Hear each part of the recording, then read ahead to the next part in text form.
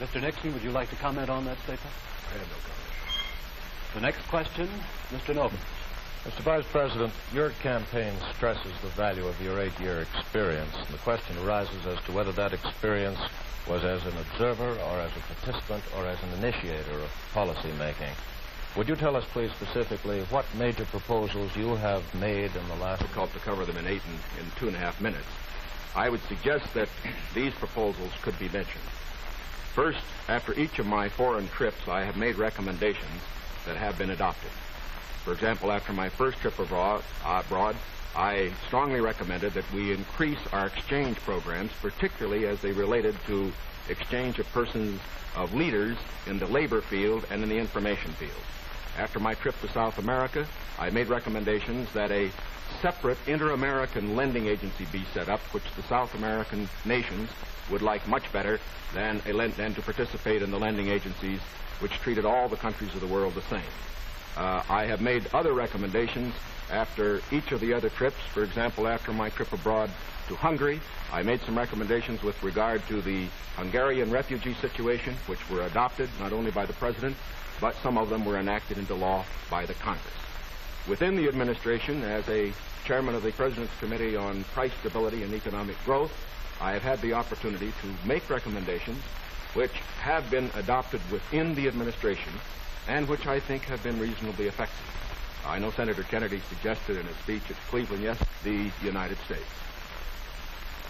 Well, I would say in the latter that and that's what I found somewhat unsatisfactory about the figures, Mr. Nixon, that you used in your previous speech. When you talked about the Truman administration, Mr. Truman came to office in 1944 and at the end of the war, and for 7.5 years. And comparing them to the last 8 years, I prefer to take the overall percentage record of the last 20 years of the Democrats and the 8 years of the Republicans to show an overall period of growth. In regard to price stability, I'm not aware that that committee did produce recommendations that ever were certainly before the Congress from the point of view of legislation in regard to controlling prices. In regard to the exchange of students, of labor unions, I am chairman of the subcommittee on Africa, and I think that one of the most unfortunate phases of our policy towards that country was the very minute number of exchanges that we had. I think it's true of Latin America also. We did come forward with a program of students for the Congo of over 300, which was more than the federal government had for all of Africa the previous year. So that I don't think that we have moved, at least in those two areas, with sufficient vigor. The next question to Senator Kennedy from Mr. Warren. Senator Kennedy, during your brief speech a few minutes ago, you mentioned farm surpluses. I'd like to ask this. It's a fact, I think, that presidential candidates traditionally make promises to farmers.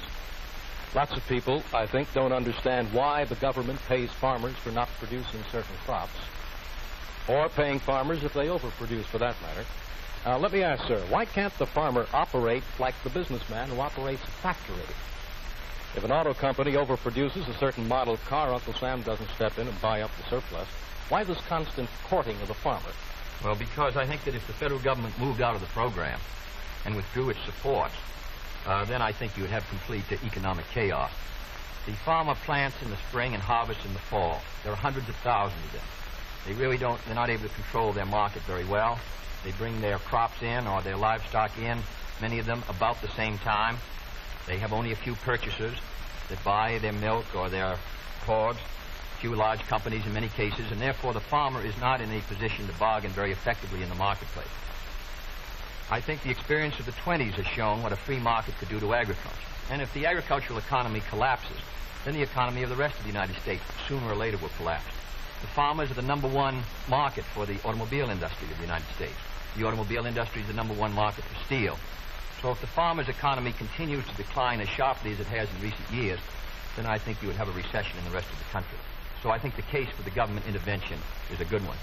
Secondly, my objection to present farm policy is that there are no effective controls to bring supply and demand into better balance. The dropping of the support price in order to limit production does not work. And we now have the highest surpluses, $9 billion worth. We've had a higher tax load from the Treasury for the farmer in the last few years with the lowest farm income in many years. I think that this farm policy has failed. And my judgment, the only policy that will work will be for effective supply and demand to be in balance. And that can only be done through governmental action. I therefore suggest that in those basic commodities which are supported, that the federal government, after endorsement by the farmers in that commodity, attempt to bring supply and demand into balance, attempt effective production controls so that we won't have that 5 or 6% surplus which breaks the price 15 or 20%. I think Mr. Benson's program has failed. And I must say, after reading the Vice President's speech before the farmers as he read mine, I don't believe that it's very much different from Mr. Benson. I don't think it provides effective governmental controls. I think the support prices are tied to the average market price of the last 3 years, which was Mr. Benson's theory. I therefore do not believe that this is a sharp enough breach with the past to give us any hope of success for the future. Mr. Nixon, comment? I, of course, disagree with Senator Kennedy insofar as his suggestion as to what should be done on the farm program. He has made the suggestion that what we need is to move in the direction of more government controls, a suggestion that would also mean raising prices that the consumers pay for products and imposing upon the farmers controls on acreage even far more than they have today. I think this is the wrong direction. I don't think this has worked in the past. I do not think it will work in the future. The program that I have advocated is one which departs from the present program that we have in this respect. It recognizes that the government has a responsibility to get the farmer out of the trouble he presently is in because the government got him into it. And that's the fundamental reason why we can't let the farmer go by himself at the present time. The farmer produced these surpluses because the government asked him to through legislation during the war. Now that we have these surpluses, it's our responsibility to indemnify the farmer during that period that we get rid of the surplus. Until we get the surpluses off the farmer's back, however, we should have a program, such as I announced, which will see that farm income holds up.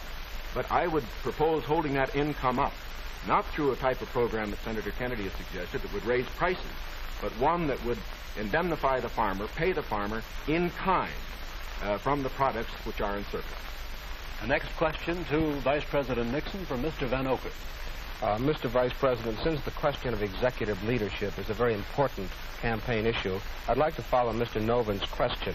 Now, Republican campaign slogans, you see them on signs around the country as you did last week, say, it's experience that counts. That's over a picture of yourself, sir. Implying that you've had more governmental executive decision-making experience than your opponent. Now, in his news conference on August 24th, President Eisenhower was asked to give one example of a major idea of yours that he adopted. His reply was, and I'm quoting, "If you give me a week, I might think of one. I don't remember." Now, that was a month ago, sir, and the President hasn't brought it up since.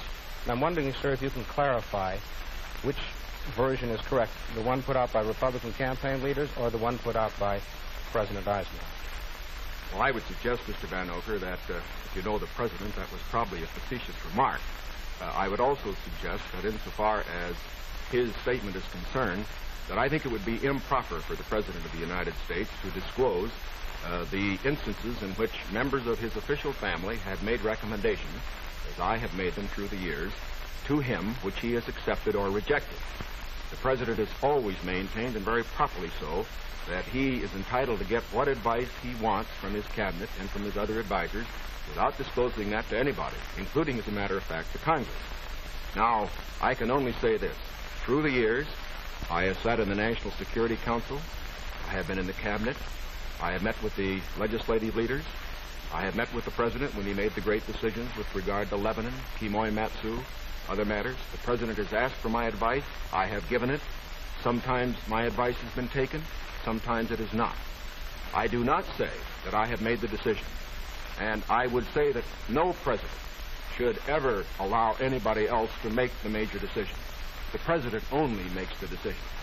All that his advisors do is to give counsel when he asks for it. As far as what experience counts and whether that is experience that counts, that isn't for me to say.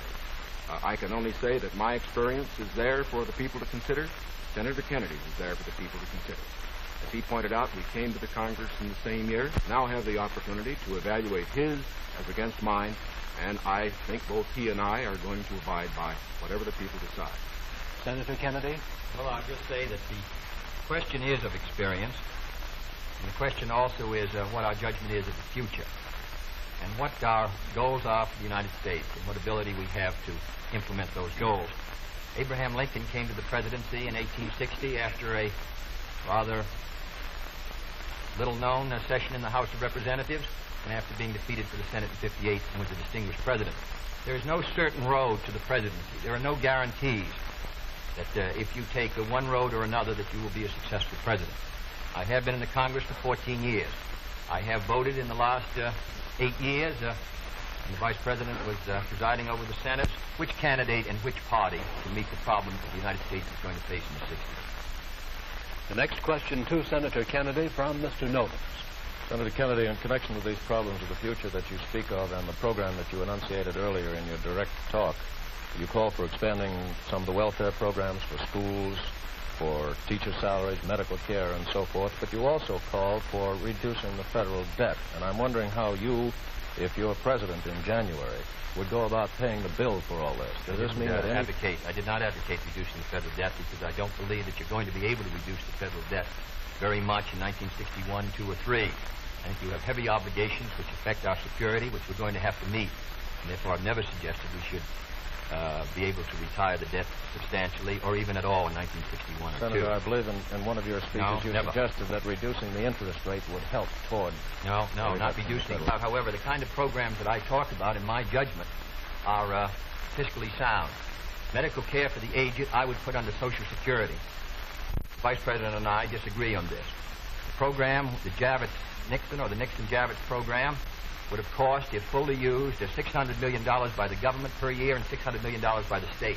The program which I advocated, which failed by 5 votes in the United States Senate, would have put medical care for the aged in Social Security and would have been paid for through the Social Security system and the Social Security tax. Secondly, I support federal aid to education and federal aid for teachers' salaries. I think that's a good investment. I think we're going to have to do it. And I think to heap the burden further on the property tax, which is already strained in many of our communities, will ensure, in my opinion, that many of our children will not be adequately educated and many of our teachers not adequately compensated. There is no greater return to an economy or to a society than an educational system second to none. On the question of the development of natural resources, I would pay as you go, in the sense that they would be balanced and the power revenues would bring back sufficient money to finance the projects, in the same way as the Tennessee before us all. Faces all Republicans and all Democrats is, can freedom in the next generation conquer, or are the communists going to be successful? That's the great issue. And if we meet our responsibilities, I think freedom will conquer. If we fail to move ahead, if we fail to develop sufficient military and economic and social strength here in this country, then I think that the tide could begin to run against us. And I don't want historians 10 years from now to say, these were the years when the tide ran out for the United States. I want them to say, these were the years when the tide came in. These were the years when the United States started to move again. That's the question before the American people, and only you can decide what you want this country to be, what you want to do with the future. I think we're ready to move, and it is to that great task, if we're successful, that we will address ourselves. Thank you very much, gentlemen. This hour has gone by all too quickly. Thank you very much for permitting us to present the next President of the United States on this unique program. I've been asked by the candidates to thank the American networks and the affiliated stations for providing time and facilities for this joint appearance. Other debates in this series will be announced later and will be on different subjects. This is Howard K. Smith. Good night from Chicago.